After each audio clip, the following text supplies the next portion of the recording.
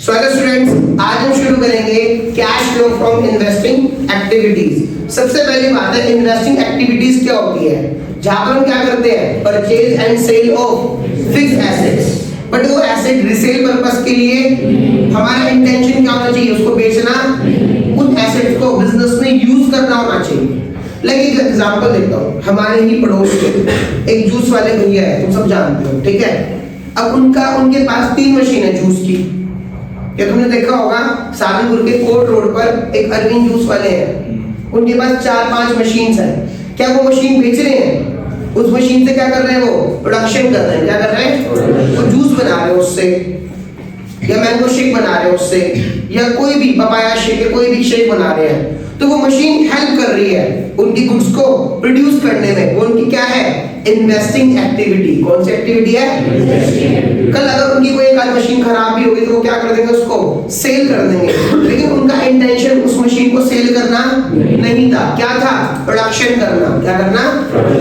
इसको बोलते हैं नॉन करंट एसेट्स। क्या बोलते हैं? Non current assets. तो ध्यान रखना कि जब हम एसेट को खरीदते हैं, चाहे वो टेंजिबल एसेट्स हो, चाहे वो इनटेंजिबल एसेट्स हो, वो किसका पार्ट बनेगा, इन्वेस्टिंग एक्टिविटीज का। किसका पार्ट बनेगा, इन्वेस्टिंग एक्टिविटीज का।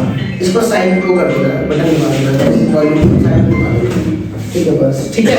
आओ जरा, तो सबसे पहले बात करते हैं cash flow from investing activity. सबसे पहले proceeds from sale of property, plant and equipment. What is the meaning of proceeds? पैसे का आना, इनफ्लो ऑफ कैश।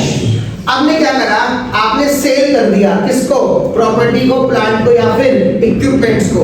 तो पैसा आएगा जाएगा, आएगा।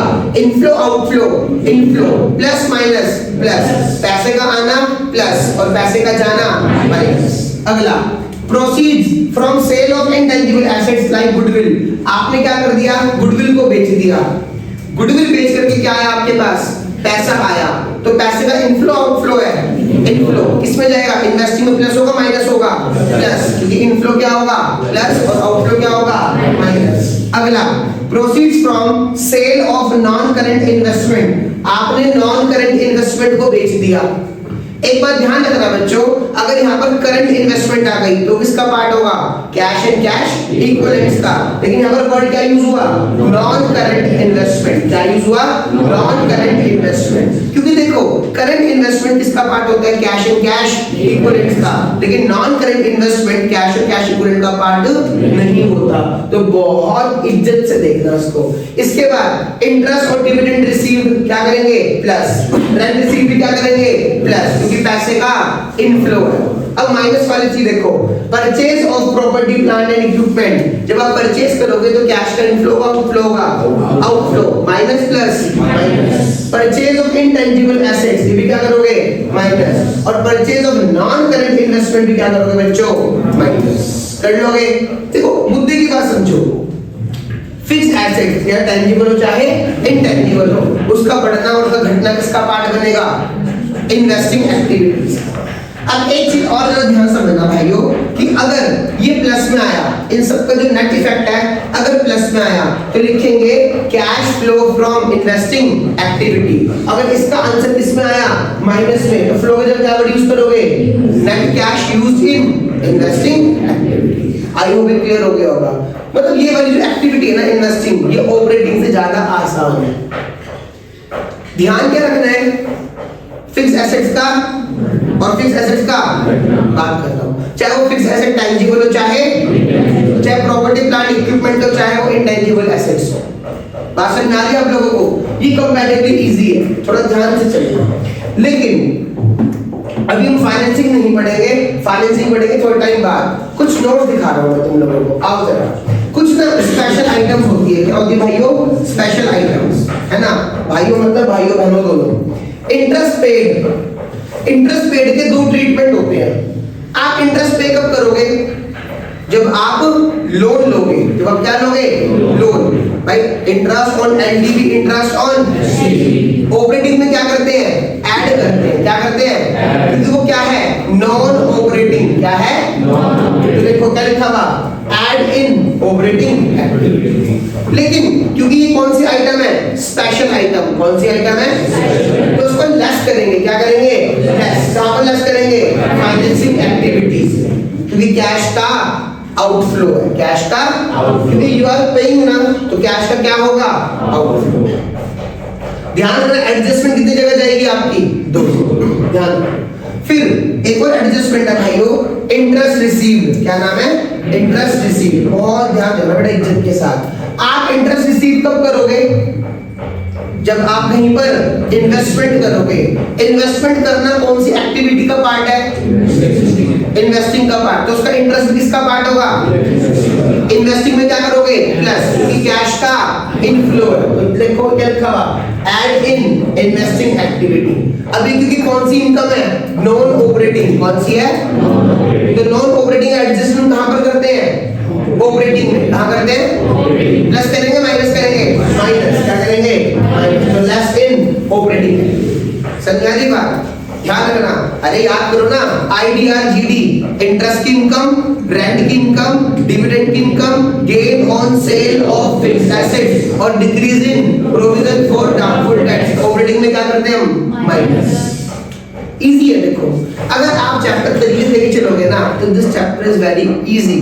प्रैक्टिस का खेल तो देखो है, ये तो मैं मानता हूँ, मैं झूठ नहीं बोलने का, प्रैक्टिस करनी पड़ेगी इस चैप्टर में। हो सकता है इस चैप्टर थोड़े ज्यादा एफर्ट्स भी डालने पड़े स्टार्टिंग फेज में, लेकिन करने पड़ेंगे, ठीक है। आगे चलो, अब पेपर में अगर पूछ भी लेते हो, 1 नंबर है, फ्री के नंबर है। तीसरा नोट बहुत इज्जत से देखना, थर्ड और फोर्थ नोट बड़ा इंपॉर्टेंट है, ध्यान रखना। करेक्शन तीसरा चौथा note, decrease in value of goodwill. किसकी वैल्यू डिक्रीज हो रही है, गुडविल की।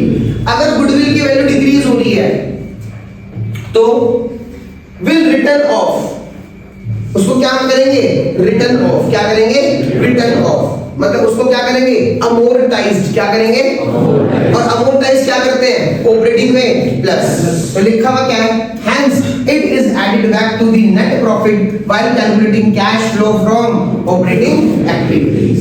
सिंपल सी बात सुनो, अगर गुडविल के बारे में बोलो मेरे साथ, if no information is given regarding the goodwill, it will be written off in operating activities।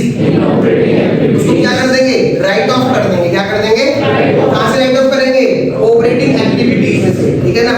अच्छे समझना, देखो वीडियो शूट हो रही बढ़िया, इसको चाहे दोबारा देख लेना इस वीडियो को, कोई दिक्कत वाली बात नहीं है, लेकिन तमीज से पढ़ना इसको, बिल्कुल इज्जत के साथ, ठीक है ना।